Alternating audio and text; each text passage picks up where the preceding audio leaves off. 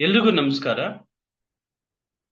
ಇವತ್ತಿನ ಚರ್ಚೆಯ ವಿಷಯ ಯಾವುದು ಅಂತಂದ್ರೆ ಖಾಸಗಿ ದೂರು ಅಂತ ಹೇಳಿ. ಖಾಸಗಿ ದೂರು ಹೊಸ ಕಾನೂನಿನ ಕ್ರಿಮಿನಲ್ ಅಡಿಯಲ್ಲಿ ಖಾಸಗಿ ದೂರಿನ ಒಂದು ವಿವರವನ್ನ ನಾನಿವತ್ತು ತಮ್ಗೆ ತಿಳಿಸ್ಕೊಡ್ತೀನಿ. ನೋಡಿ, ಕಾನೂನಲ್ಲಿ ಕಾನೂನನ್ನ ಯಾಕೆ ಸೃಷ್ಟಿಯನ್ನ ಮಾಡಿದ್ರು ಅನ್ನೋ ವಿಚಾರದಿಂದ ನಾವು ಈ ಒಂದು ಚರ್ಚೆಯ ವಿಷಯವನ್ನ ಪ್ರಾರಂಭಿಸಬೇಕಾಗತ್ತೆ. ಕಾನೂನನ್ನ ಯಾಕೆ ಸೃಷ್ಟಿಸಿದ್ರು, what is the object of law ಅಂತ ನಮಗೆ ನಾವು ಕೇಳ್ಕೊಂಡಾಗ ನಮ್ಗೆ ಎಲ್ಲೋ ಒಂದ್ ಕಡೆ ಅರ್ಥ ಆಗುತ್ತೆ. ಅಂದ್ರೆ ಏನಕ್ಕೆ ಅಂತಂದ್ರೆ ಕಾನೂನು ಜನರ ರಕ್ಷಣೆಗೋಸ್ಕರ, ನಮ್ಮ ರಕ್ಷಣೆಗೋಸ್ಕರ ಕಾನೂನು ಸೃಷ್ಟಿ ಮಾಡಿದ್ರು. ಕಾನೂನು ನ್ಯಾಯವನ್ನ ದೊರಕಿಸ್ಕೊಡ್ಲಿಕ್ಕೆ ಸೃಷ್ಟಿಯನ್ನ ಮಾಡ್ಲಾಯ್ತು. ಕಾನೂನು ಯಾರು ತಪ್ಪಿತಸ್ಥರಿರ್ತಾರೆ ಅವ್ರಿಗೆ ಶಿಕ್ಷೆಯನ್ನ ಕೊಡ್ಲಿಕ್ಕೆ ಕಾನೂನನ್ನ ಸೃಷ್ಟಿ ಮಾಡಿದ್ರು. ಕಾನೂನು ಯಾಕೆ ಮಾಡಿದ್ರು ಅಂತಂದ್ರೆ ಯಾರು ತಪ್ಪಿತಸ್ಥರ ಆರೋಪವನ್ನ ಯಾರು ವಹಿಸಿರ್ತಾರಲ್ಲ ಅವ್ರಿಗೆ ಕೆಲವೊಂದು ಹಕ್ಕುಗಳನ್ನ ಕೊಟ್ಟು ಆ ಹಕ್ಕುಗಳನ್ನ ಕಾಪಾಡೋದಕ್ಕೋಸ್ಕರ ಕಾನೂನನ್ನ ಮಾಡ್ಲಾಯ್ತು. ಕಾನೂನನ್ನ ಯಾಕೆ ಮಾಡಿದ್ರು ಅಂತಂದ್ರೆ ಸೊಸೈಟಿಯಲ್ಲಿ ನೋಡಿ, ಸೊಸೈಟಿಯಲ್ಲಿ ಒಂದು ಡಿಸಿಪ್ಲಿನ್, ಸೊಸೈಟಿಯಲ್ಲಿ ಶಾಂತಿ ಸುವ್ಯವಸ್ಥೆ, ಲಾ ಅಂಡ್ ಆರ್ಡರ್ ಅನ್ನ ನಾವು ಕಾಪಾಡಬೇಕಾಗ್ತದೆ. ಶಾಂತಿ ಸುವ್ಯವಸ್ಥೆ ಅಂತ ಲೈಫ್ ಅಲ್ಲಿ ನೋಡ್ರಿ ನೆಮ್ಮದಿ ಇರ್ಬೇಕು ಅಂತ, ಲೈಫ್ ಅಲ್ಲಿ ನೆಮ್ಮದಿ ಇರ್ಬೇಕು ಅಂತ. ಆ ನೆಮ್ಮದಿ ಹೆಂಗ್ ಸಿಗುತ್ತೆ ಅಂತಂದ್ರೆ ಯಾರೋ ಒಬ್ಬ ಬಂದು ಅಟ್ಯಾಕ್ ಮಾಡ್ತಾರೆ ನಮ್ಮ ಮೇಲೆ, ಯಾರೋ ನಕ್ಸಲ್ಸ್ ಬಂದು ನಮ್ಮ ಮೇಲೆ ಅಟ್ಯಾಕ್ ಮಾಡ್ತಾರೆ, ಯಾರೋ ಕಳ್ಳರು ಬರ್ತಾರೆ, ಯಾರೋ ಡಕಾಯಿತರು ಬರ್ತಾರೆ ಅನ್ನೋ ಭೀತಿಯಲ್ಲಿ ನಾವು ಸರಿಯಾದಂತ ಜೀವನ ಮಾಡ್ಲಿಕ್ಕೆ ಆಗಲ್ಲ. ನಾವು ಸರಿಯಾದಂತ ಜೀವನ ಮಾಡಕ್ ಯಾವಾಗ ಅಂತಂದ್ರೆ ಕಾನೂನಿನ ಸುವ್ಯವಸ್ಥೆ ಇದ್ದಂತ ಸಂದರ್ಭದಲ್ಲಿ, ಕಾನೂನಿನ ಸುವ್ಯವಸ್ಥೆ ಇದ್ದಂತ ಸಂದರ್ಭದಲ್ಲಿ, ಕಾನೂನು ನಮ್ಮ ರಕ್ಷಣೆ ಮಾಡ್ತಾ ಇದೆ ಅನ್ನೋ ಭರವಸೆ ಇದ್ದಂತ ಸಂದರ್ಭದಲ್ಲಿ ನಾವು ನೆಮ್ಮದಿಯಿಂದ ಜೀವನವನ್ನ ಮಾಡ್ಬೋದು. ಅದನ್ನ ಹೊರತುಪಡಿಸಿದ್ರೆ ನಾವು ನೆಮ್ಮದಿಯಿಂದ ಇರಕ್ಕಾಗಲ್ಲ. ಕಳ್ಳರು ಬರ್ತಾರೆ ಅಂತ ನನಗೇನಾದ್ರೂ ಅನಿಸ್ತು ಅಂತಂದ್ರೆ ನಾನು ನೆಮ್ಮದಿಯಾಗಿ ನಿದ್ದೆ ಮಾಡಲ್ಲ. ಯಾರಾದ್ರೂ ನನ್ನನ್ನು ಸಾಯಿಸ್ತಾರೆ ಅಂತ ಅಂತ ಆ ಒಂದು ಭಾವನೆ ಬಂದ್ಬಿಡ್ತು, ತಲೆಯಲ್ಲಿ ಬಂದ್ಬಿಡ್ತು ಅಂತಂದ್ರೆ ನಾನು ನೆಮ್ಮದಿಯಾಗಿ ನಿದ್ದೆ ಮಾಡಲ್ಲ. ಸೊ ನೆಮ್ಮದಿಯಾಗಿ ನಿದ್ದೆ ಮಾಡ್ತೀನಿ ಅಂತಂದ್ರೆ ನಮ್ಮನ್ನ ರಕ್ಷಣೆ ಮಾಡೋದಕ್ಕೆ ಒಂದು ವ್ಯವಸ್ಥೆ ಇದೆ ಅನ್ನೋ ಒಂದು ಭರವಸೆ ಕಾನೂನಿನ ಸೃಷ್ಟಿಯ ಒಂದು ಕಾರಣ ಅಂತ ಹೇಳ್ಬೋದು. ಸೊ ನೋಡಿ, ಇಲ್ಲಿ the major object of law is to prevent law and order in the society. ನೋಡಿ, the major objective of law is to prevent law and order in the society. See, the same law which protects all its citizens, which secures the rights of the citizens. ಆಯ್ತಾ? ಯಾವ ಕಾನೂನು individual rights ಅನ್ನ ಕಾಪಾಡುತ್ತೆ ಅದೇ ಕಾನೂನು ರಕ್ಷಣೆಯನ್ನು ಕೊಡುತ್ತೆ. C, at the same time here we need to understand the object of criminal law, the object of criminal law justice system, the object of criminal law justice system.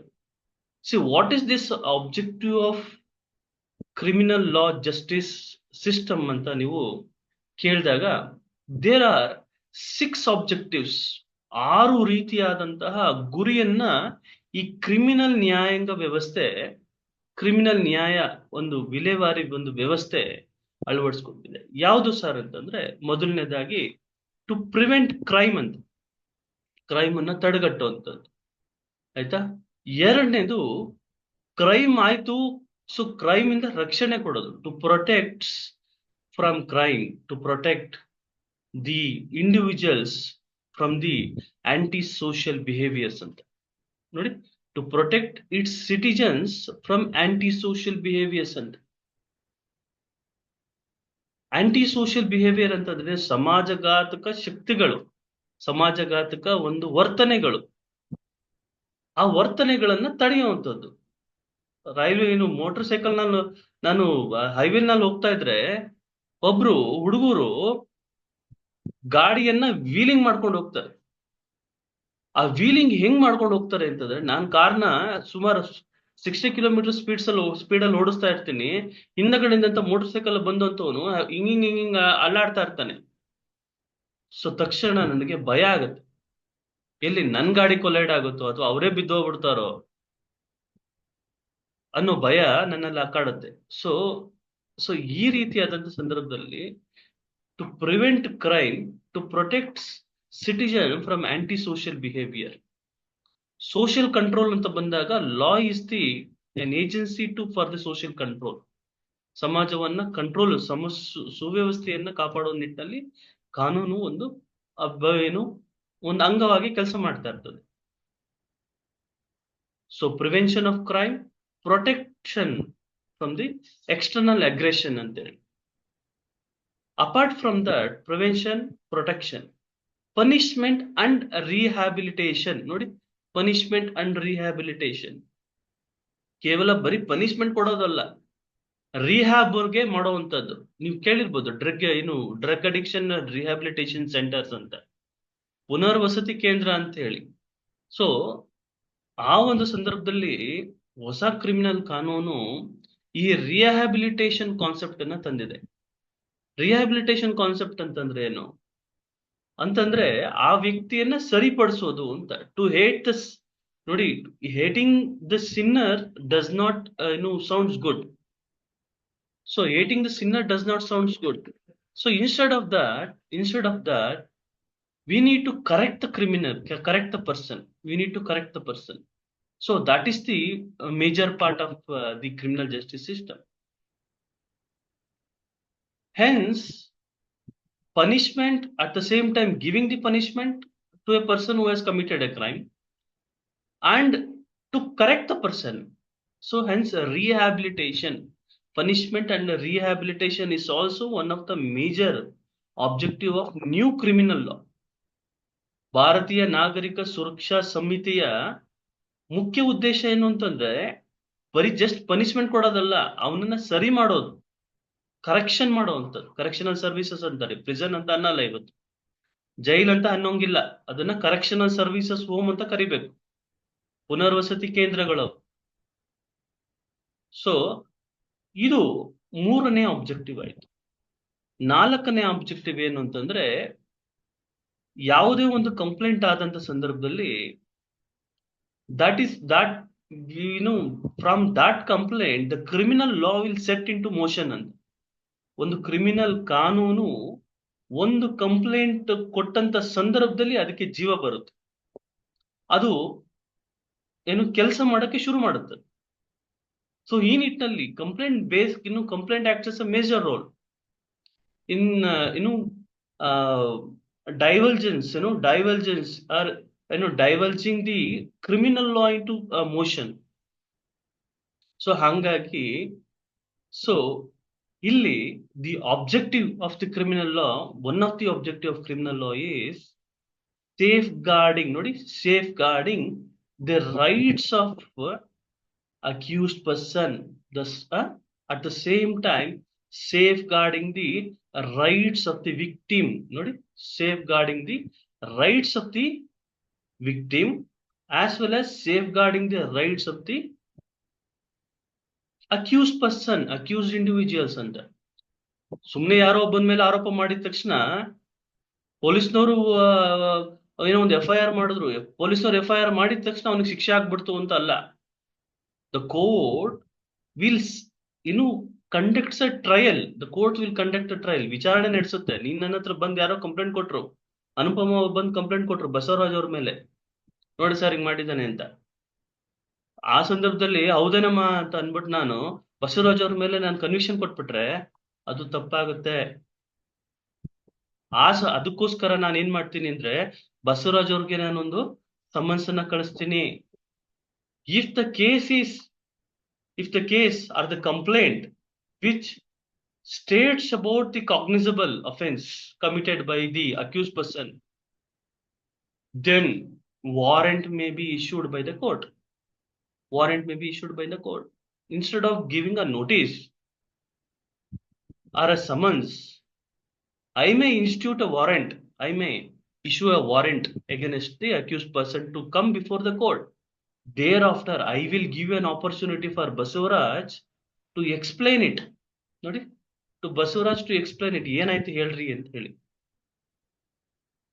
ಆ ಸಂದರ್ಭದಲ್ಲಿ ಇಲ್ಲ sir, ಇದೆಲ್ಲ false complaint sir, ನಾನು ಅವ್ರಿಗೆ ದುಡ್ಡು ಕೊಟ್ಟಿದ್ದೆ, ದುಡ್ಡು ಕೊಡ್ಲಿಲ್ಲ, ಸೊ ಯಾವುದೋ ಒಂದು ವಿಚಾರಕ್ಕೆ ನನ್ಗೂ ಅವ್ರಿಗೂ ಸಿವಿಲ್ ವ್ಯಾಜ್ಯ ಇತ್ತು, ಸೊ ಆ ನಿಟ್ಟಿನಲ್ಲಿ ಈ ರೀತಿಯಾಗಿ ನನ್ನನ್ನ ಕ್ರಿಮಿನಲ್ ಕೇಸ್ಗೆ ಹಾಕಿದಾಗ ಅದಕ್ಕೆ ಪ್ರೆಷರ್ ಮಾಡಿ ಆ ಸಿವಿಲ್ ಕೇಸನ್ನ ಸೆಟಲ್ಮೆಂಟ್ ಮಾಡ್ಕೊಳ್ಳೋದಕ್ಕೋಸ್ಕರ ಈ ರೀತಿಯಾದಂತ ಒಂದು ಕ್ರಿಮಿನಲ್ ಕಂಪ್ಲೇಂಟ್ ಅನ್ನು ನನ್ನ ಮೇಲೆ ಕೊಟ್ಟಿದ್ದಾರೆ ಸರ್. ನೋಡಿ ಸರ್, ಇಲ್ಲೊಂದು ಸಿವಿಲ್ ಕೇಸು ಪೆಂಡಿಂಗ್ ಅಲ್ಲಿ ಇದೆ ಸರ್, ಸಿವಿಲ್ ಕೇಸ್ ನಡೀತಾ ಇದೆ, ನನ್ಗೂ ಅವ್ರ ಮಧ್ಯದಲ್ಲಿ ಯಾವುದೋ ಒಂದು ಭಾಗದ ವಿಚಾರದಲ್ಲಿ ನಡೀತಾ ಇದೆ.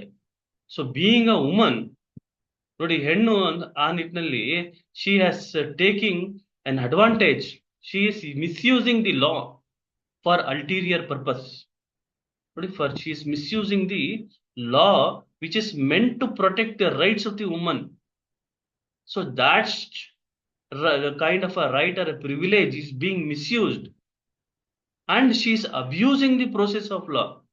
FIR ಮಾಡಿಸಿ ತದನಂತರ ನನ್ನನ್ನ ಕೋರ್ಟ್ ಕರೆಸಿ ನನಗೆ ನಾನು ಹೋಗಿ ಬೇಲ್ ತಗೊಳ್ಳೋ ತರ ಮಾಡಿ ಇಲ್ಲಿ ನಾನು ಕೋರ್ಟ್ಗೆ ತರಿಸಿ ನನಗೆ ಭಯ ಬೀಳಿಸಿ ಆಮೇಲೆ ಸಿವಿಲ್ ಕೇಸಲ್ಲಿ ಸೆಟಲ್ಮೆಂಟ್ ಮಾಡ್ಕೊಳ್ಳೋಕೆ ಪ್ರಯತ್ನ ಪಡ್ತಾ ಇದ್ದಾರೆ ಅನ್ನೋ ಒಂದು ಅವಕಾಶವನ್ನ ಕೊಡುವಂಥದ್ದು.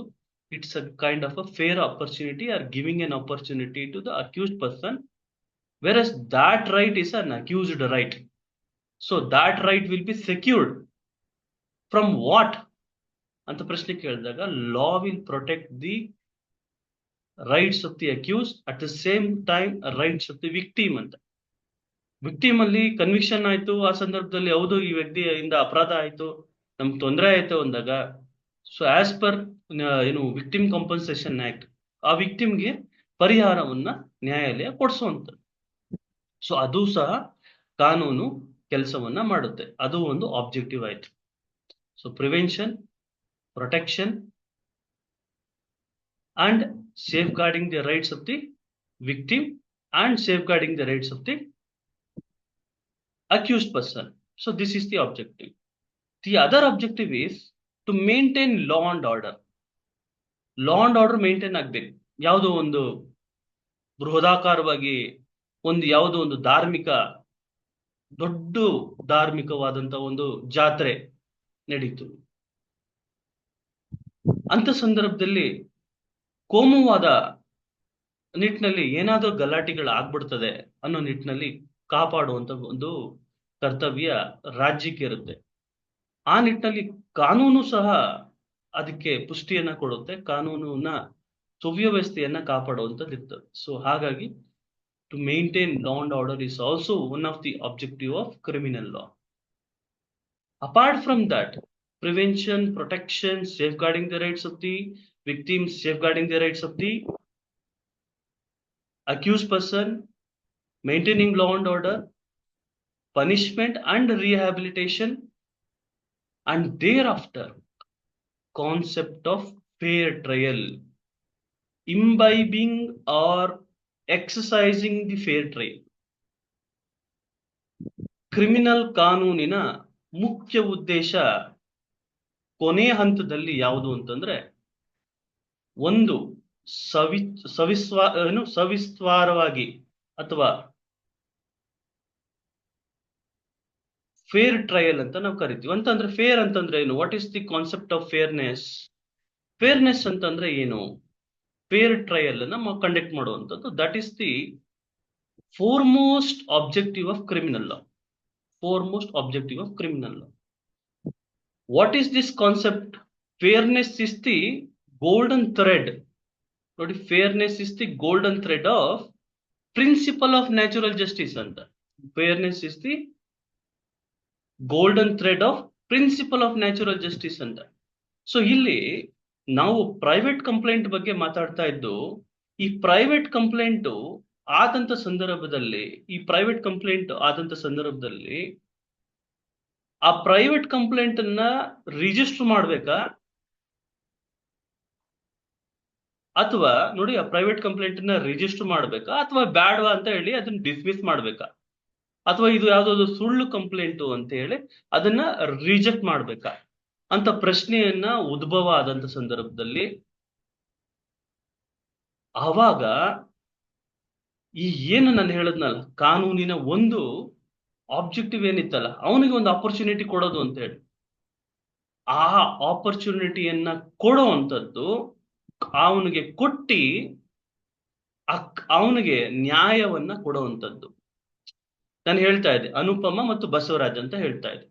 ಅನುಪಮ ಬಂದು ಬಸವರಾಜ್ ಅವ್ರ ಮೇಲೆ ಕಂಪ್ಲೇಂಟ್ ಕೊಟ್ರು. ಅನುಪಮ ಅವರು, ನಾನು ಮ್ಯಾಜಿಸ್ಟ್ರೇಟ್ ಆಗಿದ್ದು, ಪೊಲೀಸವ್ರ ಹತ್ರ ಹೋದ್ರು, ಪೊಲೀಸ್ನವರು ಕಂಪ್ಲೇಂಟ್ ತಗೊಳ್ಳಿಲ್ಲ. ತದನಂತರ ನನ್ನ ಹತ್ರ ಬಂದ್ರು, ಮ್ಯಾಜಿಸ್ಟ್ರೇಟ್ ಹತ್ರ ಬಂದ್ರು. ಮ್ಯಾಜಿಸ್ಟ್ರೇಟ್ ಅವ್ರಿಗೆ ಖಾಸಗಿ ದೂರನ್ನ ಕೊಟ್ಬಿಟ್ರು. ಖಾಸಗಿ ದೂರನ್ನ ಕೊಟ್ಟಿದ ತಕ್ಷಣ ಹೌದೇನಮ್ಮ ಅಂತ ಹೇಳಿ ನಾನು ಅವ್ರಿಗೆ FIR ಗೆ ಆರ್ಡರ್ ಮಾಡ್ಬಿಡ್ಲಿಲ್ಲ. ಹೌದೇನಮ್ಮ ಅಂತ ಹೇಳಿ ನಾನು ಅವ್ರನ್ನ ಅರೆಸ್ಟ್ ಮಾಡ್ಲಿಲ್ಲ. ಹೌದೇನಮ್ಮ ಅಂತ ಹೇಳಿ ನೋಟಿಸ್ ಅನ್ನ ಮಾಡ್ಲಿಲ್ಲ.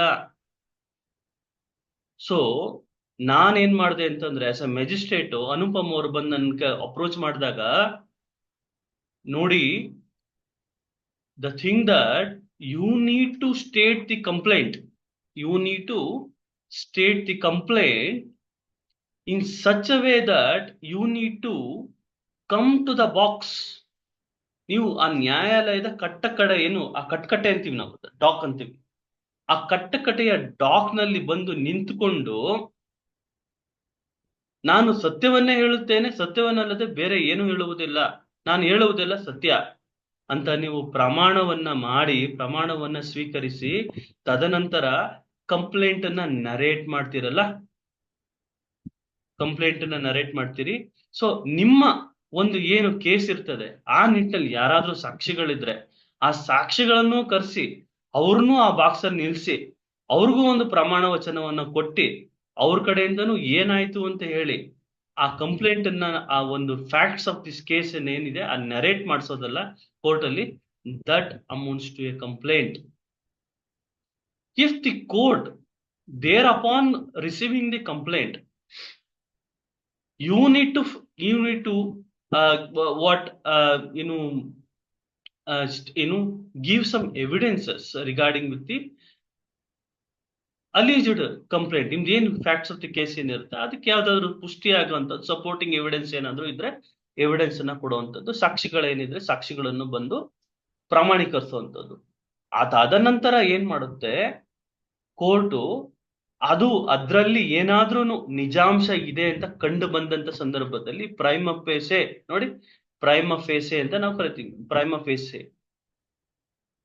If the court comes to a conclusion, draws an inference that there is a prima facie ingredients of the offense which constitutes the cognizable content, cognizable nature of an offense committed by an accused person, then the court will issue a notice. The court will issue notice to the accused person. Nodi, the court will issue notice to the other person, the accused person. After coming to the court by the accused person and after hearing the accused person, after giving an ample opportunity, ಅವನಿಗೊಂದು opportunity ಕೊಟ್ಟು, ನೋಡ್ರಿ ನಿಮ್ಮವ್ರು ಇಂಥವ್ರು ಈ ತರ ಒಂದು complaint ಅನ್ನ ಕೊಡ್ತಾ ಇದ್ದಾರೆ, ಸೊ ಈ ನಿಟ್ಟಿನಲ್ಲಿ ನೀವೇನ್ ಹೇಳ್ತೀರಾ ಅಂತ ಅವನಿಗೊಂದು ಅವಕಾಶವನ್ನ ಕೊಡ್ತಾರೆ. ಆ ಸಂದರ್ಭದಲ್ಲಿ ಅವನು ಸರಿಯಾದಂತಹ ಒಂದು ಸಮಂಜಸವಾದಂತಹ ಜಸ್ಟಿಫೈ ಮಾಡ್ಕೊಡ್ಲಿಲ್ಲ, if he is not justified, the allegations put forth against him are the allegations alleged against him, right? If the allegation against him, then the court draws an inference to register the complaint. So that itself is the private complaint.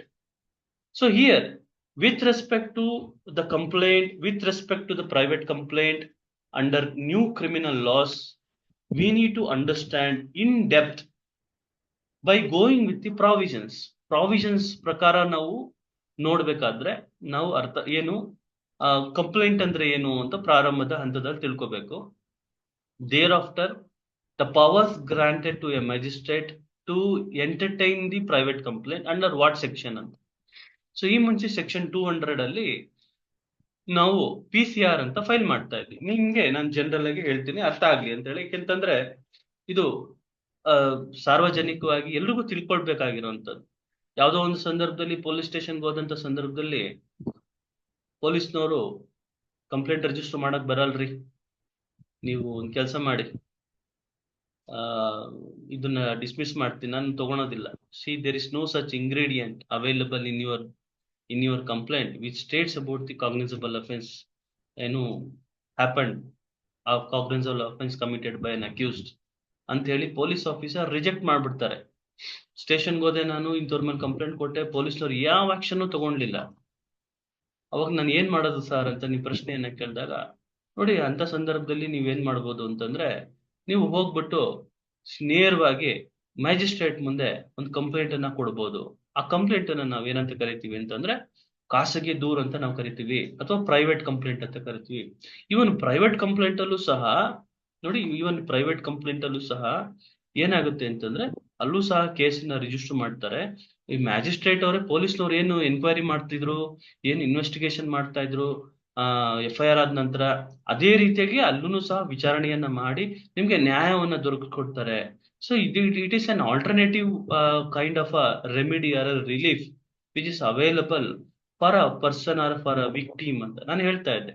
ಏನಂತಂದ್ರೆ the object of criminal law is to safeguard, ನೋಡಿ safeguard the rights of the victim ಅಂತ.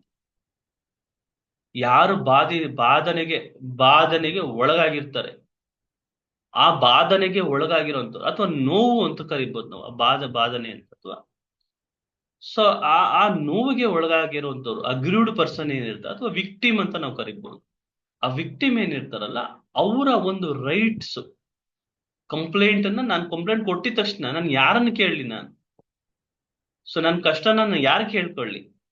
So ಆ ಸಂದರ್ಭದಲ್ಲಿ ನೀವು ಈ ತರ ನನಗೆ ತೊಂದರೆ ಮಾಡಿದ್ದಾನೆ ಇವನು ಅನ್ನೋ ನಿಟ್ಟಿನಲ್ಲಿ ನನ್ಗೆ ಒಂದು ವ್ಯವಸ್ಥೆ, ರಾಜ್ಯದ ಒಂದು ವ್ಯವಸ್ಥೆ ಆದಂತ ಪೊಲೀಸ್ ಇಲಾಖೆಗೆ ನಾನು ಹೋಗಿ ಪೊಲೀಸ್ ಸ್ಟೇಷನ್ಗೆ ಹೋಗಿ ನಾನು ಕಂಪ್ಲೇಂಟ್ ಕೊಟ್ರೆ ಅವರು ನಾನು ಕಂಪ್ಲೇಂಟ್ ತಗೊಂಡ್ಲಿಲ್ಲ ಅಂದ್ಮೇಲೆ ನಾನು ಎಲ್ಲಿ ಹೋಗ್ಲಿ ಅನ್ನೋ ನಿಟ್ಟಿನಲ್ಲಿ ಎಷ್ಟೋ ಜನಸಾಮಾನ್ಯರಿಗೆ ಈ ವಿಚಾರ ಗೊತ್ತಿರಲ್ಲ. ಏನು ಅಂತಂದ್ರೆ, ನಾವು ಪೊಲೀಸ್ ಸ್ಟೇಷನ್ ನಲ್ಲಿ ಕಂಪ್ಲೇಂಟ್ ಕೊಟ್ಟಂತ ಸಂದರ್ಭದಲ್ಲಿ ಅವ್ರು ಪೊಲೀಸ್ನವರು ಕಂಪ್ಲೇಂಟ್ ಅನ್ನ ರಿಸೀವ್ ಮಾಡ್ಲಿಲ್ಲ, FIR ಅನ್ನ ದಾಖಲೆ ಮಾಡ್ಲಿಲ್ಲ ಅಂತ ಸಂದರ್ಭದಲ್ಲಿ ನಾವು ನೇರವಾಗಿ ಹೋಗಿ ಆ ಮ್ಯಾಜಿಸ್ಟ್ರೇಟ್ನವ್ರಿಗೆ ಕಂಪ್ಲೇಂಟ್ ಅನ್ನ ಕೊಡ್ಬೋದು ಅನ್ನೋ ವಿಚಾರ ಗೊತ್ತಿಲ್ಲ.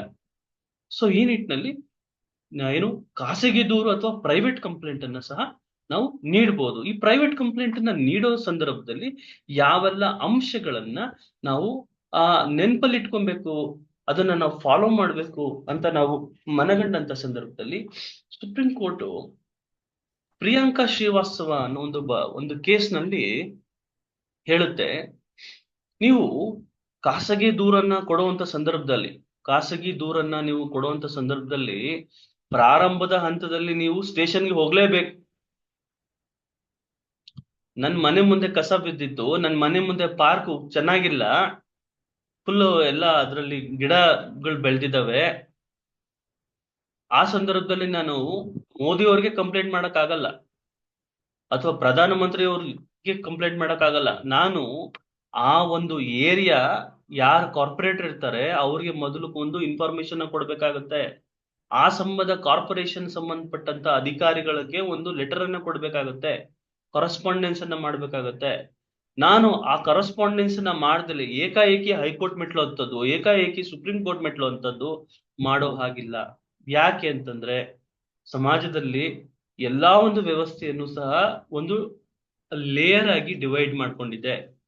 ಹಂತ ಹಂತವಾಗಿ ನಾವು ಆ ಹಂತ ಹಂತವಾಗಿ ನಾವು ನಮ್ಮ ದೂರನ್ನ ದಾಖಲೆಯನ್ನ ಮಾಡ್ಬೇಕಾಗ್ತದೆ.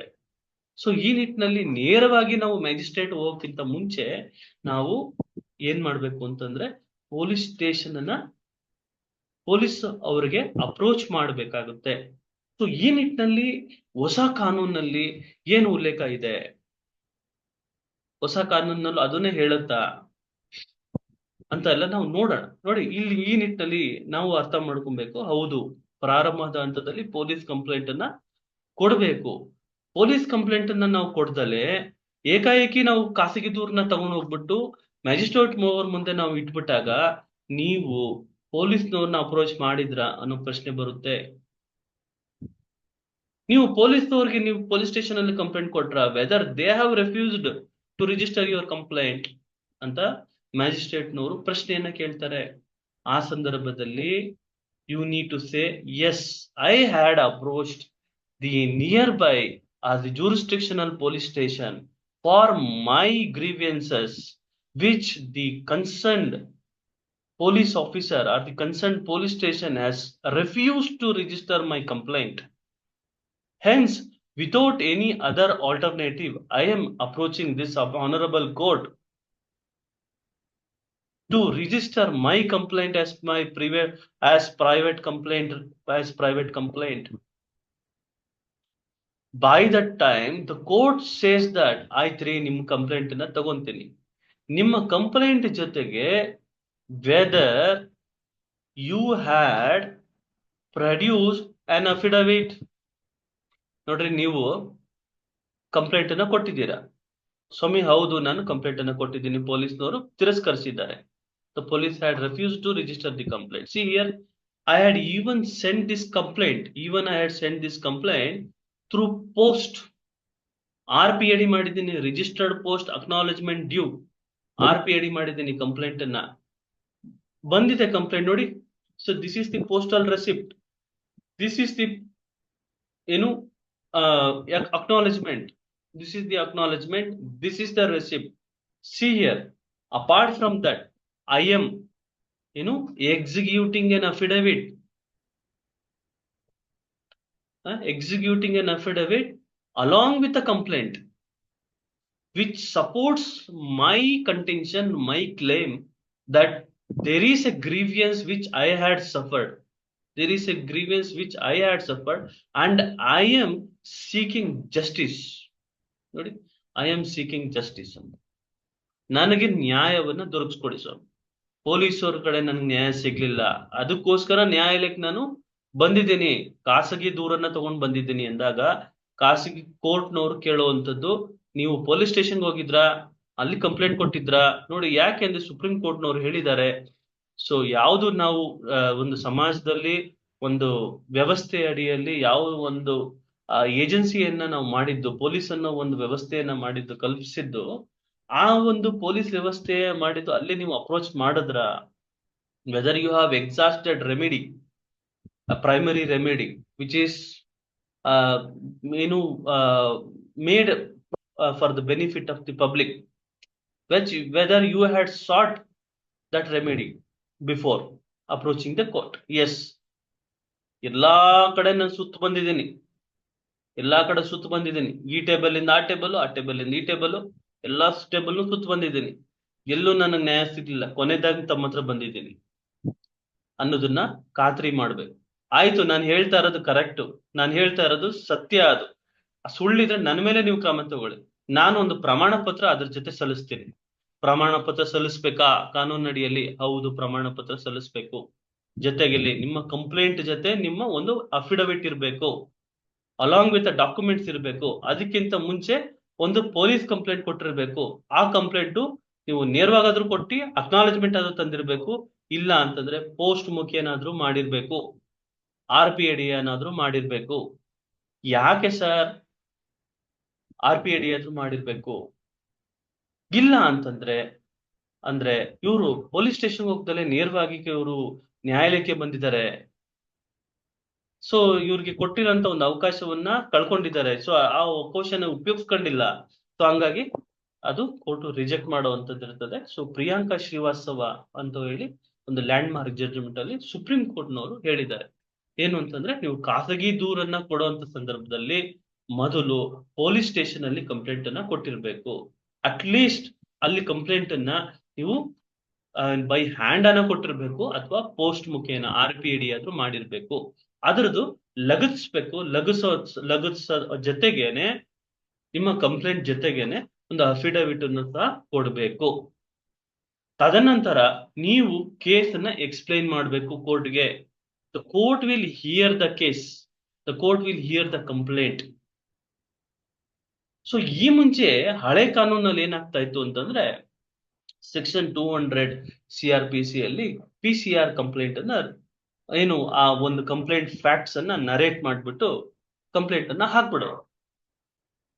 ಆ ಸಂದರ್ಭದಲ್ಲಿ ಕಂಪ್ಲೇಂಟ್ ಹಾಕಿ ಲಾಸ್ಟ್ ನಲ್ಲಿ ಪ್ರೇಯರ್ ಕಾಲಮ್ ಅಲ್ಲಿ ಸೆಕ್ಷನ್ 156 ಕ್ಲಾಸ್ 3 ಅಡಿಯಲ್ಲಿ directing the police to report the incident, report the ಏನು ರಿಪೋರ್ಟ್ ದಿ ಕೇಸ್ ಅನ್ನೋ ನಿಟ್ಟಿನಲ್ಲಿ ಡೈರೆಕ್ಷನ್ ಅನ್ನ ತಗೊಳ್ಳುವಂಥದ್ದು ಇತ್ತು. ಸೆಕ್ಷನ್ 156 ಕ್ಲಾಸ್ 3 ಅಡಿಯಲ್ಲಿ ಡೈರೆಕ್ಷನ್ ತಗೊಳ್ಳುವಂಥದ್ದು ಪ್ರೇಯರ್ ಕಾಲಮ್ ನಲ್ಲಿ. ಮುಂಚೆ ಕಂಪ್ಲೇಂಟ್ ಕಾಲಮ್ ನಲ್ಲಿ ಸೆಕ್ಷನ್ 200 CRPC ಅಲ್ಲಿ ಅದನ್ನ ಇನ್ಸ್ಟಿಟ್ಯೂಟ್ ಅನ್ನ ಮಾಡ್ಲಾಗ್ತಿತ್ತು. ತದನಂತರ ಸಾಹೇಬ್ರು ಏನ್ ಮಾಡ್ತಾ ಇದ್ರು, 156 ಕ್ಲಾಸ್ 3 ಅಡಿಯಲ್ಲಿ ಡೈರೆಕ್ಷನ್ ಅನ್ನ ಕೊಡ್ತಾ ಇದ್ರು ಪೊಲೀಸ್ನವ್ರು. ಯಾಕೆ ಒಂದು ಜೂರಿಸ್ಟಿಕ್ಷನಲ್ ಪೊಲೀಸ್ ಸ್ಟೇಷನ್ ಇರುತ್ತೆ, ಆ ಜೂರಿಸ್ಟಿಕ್ಷನಲ್ ಪೊಲೀಸ್ನವ್ರಿಗೆ ಡೈರೆಕ್ಷನ್ ಕೊಡ್ತಾ ಇದ್ರು. ತದನಂತರ ಆ ಡೈರೆಕ್ಷನ್ ಆಧಾರದ ಮೇಲೆ FIR ಅನ್ನ ದಾಖಲೆಯನ್ನ ಮಾಡಿ ರಿಪೋರ್ಟ್ ಅನ್ನ ಪೊಲೀಸ್ನವರು ಕೊಡ್ತಾ ಇದ್ರು. ರಿಪೋರ್ಟ್ ಅನ್ನ ಪೊಲೀಸ್ನವ್ರು ಕೊಡ್ತಾ ಇದ್ರು. ಆ ಸಂದರ್ಭದಲ್ಲಿ ತನಿಖೆ ಮಾಡೋದ್ ನಿಟ್ಟಿನಲ್ಲಿ ಅವ್ರಿಗೆ ನೋಟಿಸ್ ಅನ್ನ ಏನು ಆರೋಪಿತ ಇರ್ತಾನೆ ಅಥವಾ ಅಕ್ಯೂಸ್ಡ್ ಇರ್ತಾನೆ ಅವನಿಗೆ ನೋಟಿಸ್ ಅನ್ನ ಸರ್ವ್ ಮಾಡ್ಲಾಗ್ತಾ ಇತ್ತು.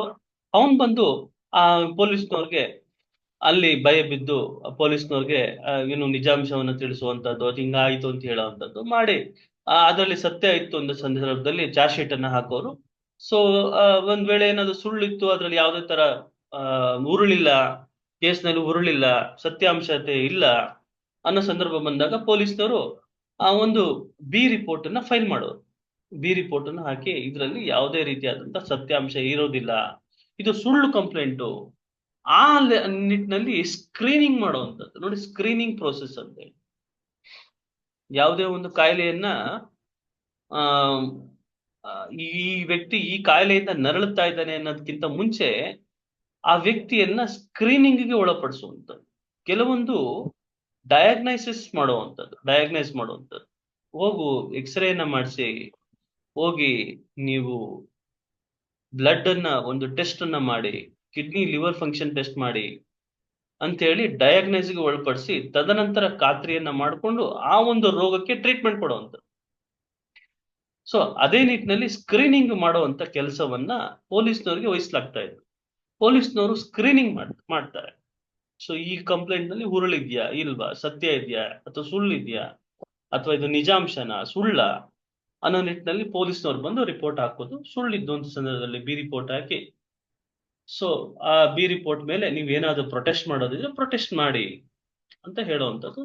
ತದನಂತರ ಏನು ಎವಿಡೆನ್ಸ್ ಅನ್ನ ಮಾಡಿಸುವಂಥದ್ದು.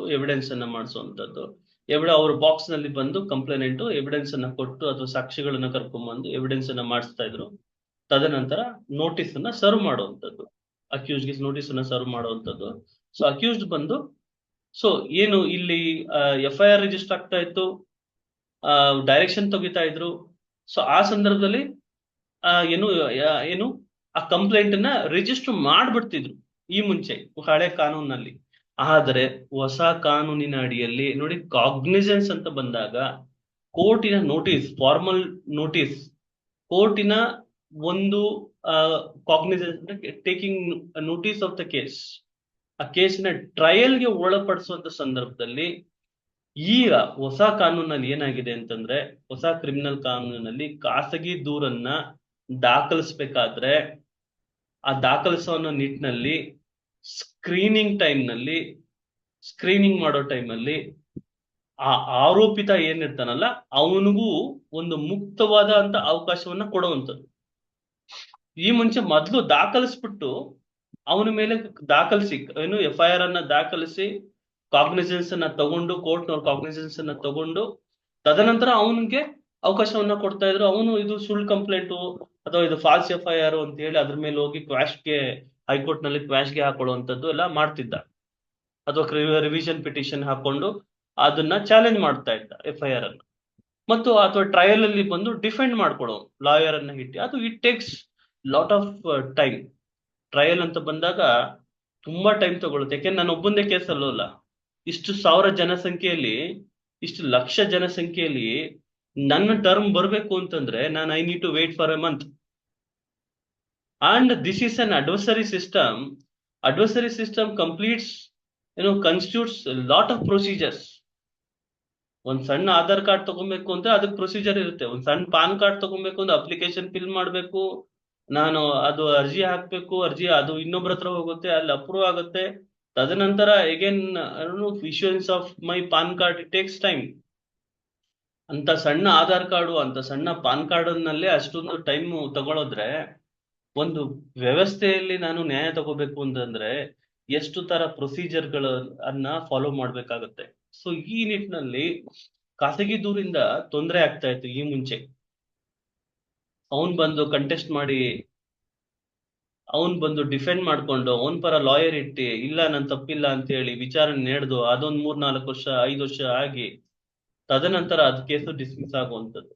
ಬಟ್ ಆದ್ರೆ ಈಗ ಅದನ್ನ ತಪ್ಪಿಸ್ಬೇಕು ಅನ್ನೋ ನಿಟ್ಟಿನಲ್ಲಿ ನೋಡಿ, ಹೊಸ ಕಾನೂನಿನ ಮುಖ್ಯ ಉದ್ದೇಶ ಏನು ಅಂತಂದ್ರೆ to reform the criminal justice mechanism. ಹೊಸದ್ ನಾನು ಮಾಡ್ತಿದ್ದೀನಿ ಅಂತಂದ್ರೆ ಅದ್ರಲ್ಲಿ ಏನೋ ಒಂದು ಸುಧಾರಣೆ ತಗೊಂಡ್ಬರ್ಬೇಕು ಅಂತ. ಸೊ ಯಾವ್ದು ಸುಧಾರಣೆ ಆಗಿದೆ ಅಂತಂದ್ರೆ ಈ ಹೊಸ ಕಾನೂನಿನ ಅಡಿಯಲ್ಲಿ ಅವನಿಗೆ ಅಕ್ಯೂಸ್ಡ್ಗೆ ಅವಕಾಶವನ್ನ ಕೊಡುವಂಥದ್ದು. ನೋಡಿ, principle of natural justice. What is principle of natural justice? ಸ್ವಾಭಾವಿಕ ನ್ಯಾಯವನ್ನ ಕಾಪಾಡುವಂಥದ್ದು. ಸ್ವಾಭಾವಿಕ ನ್ಯಾಯ ಅಂತಂದ್ರೆ ಏನು? ಸ್ವಾಭಾವಿಕ ನ್ಯಾಯ 3 ಅಂಶಗಳ ಮೇಲೆ ನಿಂತಿರುತ್ತೆ. ಯಾವ್ದು ಸಾರ್ ಅಂತ ನೀವು ಪ್ರಶ್ನೆಯನ್ನ ಕೇಳಿದ್ರೆ, ಒಂದು ಪ್ರಿನ್ಸಿಪಲ್ ಆಫ್ ಹಿಯರಿಂಗ್ ಅಂತ. ಏನು ಪ್ರಿನ್ಸಿಪಲ್ ಆಫ್ ಹಿಯರಿಂಗ್ ಅಂತಂದ್ರೆ, ಯಾರು ಇಬ್ರು ಪಕ್ಷಗಾರರು ಇರ್ತಾರಲ್ಲ, ಒಬ್ಬ ಕಂಪ್ಲೇಂಟ್ ಅನ್ನ ದೂರನ್ನ ಕೊಡ್ತಾನೆ, ಇನ್ನೊಬ್ಬ ಅದನ್ನ ಕೇಳ್ತಾನೆ, ಏನಪ್ಪ ಇದು ದೂರದ ಬಗ್ಗೆ, ನಿನ್ ಮೇಲೆ ಒಂದು ದೂರ ಬಂದಿದೆಯಲ್ಲ ಅದ್ರ ಬಗ್ಗೆ ಏನು ಇಲ್ಲ, ನೀನೇನ್ ಹೇಳ್ತೀಯಾ ಅಂತ ಕೇಳೋವಂಥದ್ದು, ಅವನಿಗೂ ಒಂದು ಅವಕಾಶವನ್ನ ಕೊಡುವಂಥದ್ದು. ಆಡಿಯೋ ಆಲ್ಟ್ರಮ್ ಪಾರ್ಟಮ್ ಅಂತ ನಾವು ಕರಿತೀವಿ. ನೋಡಿ, audi alteram partem, giving the other person an opportunity to make out the case or to defend the case. Audio alteram partem. So that is the principle of hearing. ಅದು ಆ ಒಂದು ಅಂಶ ಸ್ವಾಭಾವಿಕ ನ್ಯಾಯದಲ್ಲಿ ಒಂದು ಅಂಶ. ಸ್ವಾಭಾವಿಕ ನ್ಯಾಯದಲ್ಲಿ 3 ಅಂಶ ಇರುತ್ತೆ. ಒಂದು ಪ್ರಿನ್ಸಿಪಲ್ ಆಫ್ ಹಿಯರಿಂಗ್, ಇನ್ನೊಂದು ಪ್ರಿನ್ಸಿಪಲ್ ಅಥವಾ ಬಯಾಸ್ ರೂಲ್ ಅಂತ ನಾವು ಕರಿತೀವಿ. ಬಯಾಸ್ ರೂಲ್ ಅಂತಂದ್ರೆ ಪಕ್ಷಪಾತ ಮಾಡೋ ಹಾಗಿಲ್ಲ, ಪಕ್ಷಪಾತ ಮಾಡೋ ಹಾಗಿಲ್ಲ. ಇಬ್ಬರನ್ನು ಸರಿಸಮವಾಗಿ ಒಂದು ಅವಕಾಶವನ್ನ ಕೊಟ್ಟು, ಸೊ ಇಬ್ಬರಿಗೂ ಸರಿಸಮವಾಗಿ ಅಂತ ಅವ್ರಿಗೆ ಒಂದು ಆಪರ್ಚುನಿಟಿಯನ್ನ ಕೊಡುವಂತದ್ದು. ಯಾರಿಗೂ ಪಕ್ಷಪಾತ ಮಾಡೋ ಹಾಗಿಲ್ಲ. ಇವನು ನಮ್ಮವನು ಅಥವಾ ದೂರದ ನೆಂಟ ಅಥವಾ ಇನ್ನೊಬ್ಬ ಅಂತ ಹೇಳಿ ಪಕ್ಷಪಾತ ಮಾಡೋ ಹಾಗಿಲ್ಲ. ಬಯಾಸ್ ರೂಲ್ ಅಂತ ನಾವು ಕರಿತೀವಿ. The court should be a neutral person. The court should be a neutral person. The court should act impartially. ನೋಡಿ, the court should act impartially. Impartial ಆಗಿ ಡಿಸೈಡ್ ಮಾಡ್ಬೇಕು ಕೇಸನ್ನ. ಕೇಸನ್ನ ಡಿಸೈಡ್ ಮಾಡಿದ್ರೆ ಅಷ್ಟೇ ಸಾಕ? ಕೇಸನ್ನ ಹೆಂಗ್ ಡಿಸೈಡ್ ಮಾಡ್ಬೇಕು? ಕೇಸ್ ಡಿಸೈಡ್ ಆದ್ಮೇಲೆ ನಾನು ಯಾಕೆ, ಯಾವ ಅಂಶದ ಆಧಾರದ ಮೇಲೆ ಇದನ್ನ ಡಿಸೈಡ್ ಮಾಡಿದೀನಿ. ನೋಡಿ, ಕೋರ್ಟ್ಸ್ ಡ್ಯೂಟಿ.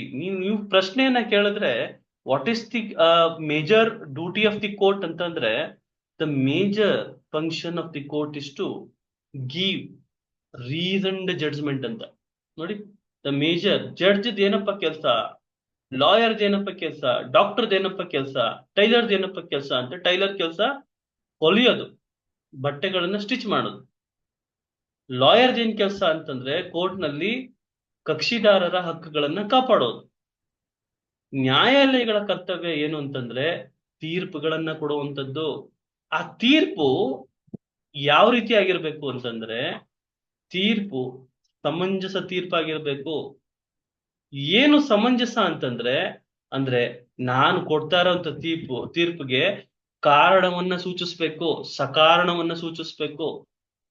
ಯಾಕೆ ನಾನು ಈ ವ್ಯಕ್ತಿಯನ್ನ ಜೈಲಿಗೆ ಕಳಿಸ್ತಾ ಇದ್ದೀನಿ, ಯಾಕೆ ಈ ವ್ಯಕ್ತಿಯನ್ನ ನಾನು ಬಿಡುಗಡೆ ಮಾಡ್ತಾ ಇದ್ದೀನಿ, ಪ್ರತಿಯೊಂದಕ್ಕೂ ರೀಸನ್ಸ್ ಅನ್ನ ಕೊಡಬೇಕು, ಕಾರಣಗಳನ್ನ ಕೊಡಬೇಕು. ಸೊ ಆ ಕಾರಣಗಳನ್ನ ಕೊಟ್ಟು ಜಡ್ಜ್ಮೆಂಟ್ ಮಾಡೋದಿದೆಯಲ್ಲ, ಅದು ಸ್ವಾಭಾವಿಕ ನ್ಯಾಯದ 3ನೆಯ ಅಂಶ. ಮೊದಲನೆಯ ಅಂಶ ಯಾವುದು ಅಂತಂದ್ರೆ ಪ್ರಿನ್ಸಿಪಲ್ ಆಫ್ ನ್ಯಾಚುರಲ್ ಜಸ್ಟಿಸ್ ನ ಮೊದಲನೇ ಅಂಶ ಯಾವುದು ಅಂತಂದ್ರೆ ಪ್ರಿನ್ಸಿಪಲ್ ಆಫ್ ಹಿಯರಿಂಗ್. 2ನೇ ಅಂಶ ಬಯಾಸ್ ರೂಲ್. 3ನೇ ಅಂಶ ರೀಸನ್ಡ್ ಜಡ್ಜ್ಮೆಂಟ್ ಡಿಸಿಷನ್ ಅಂತ.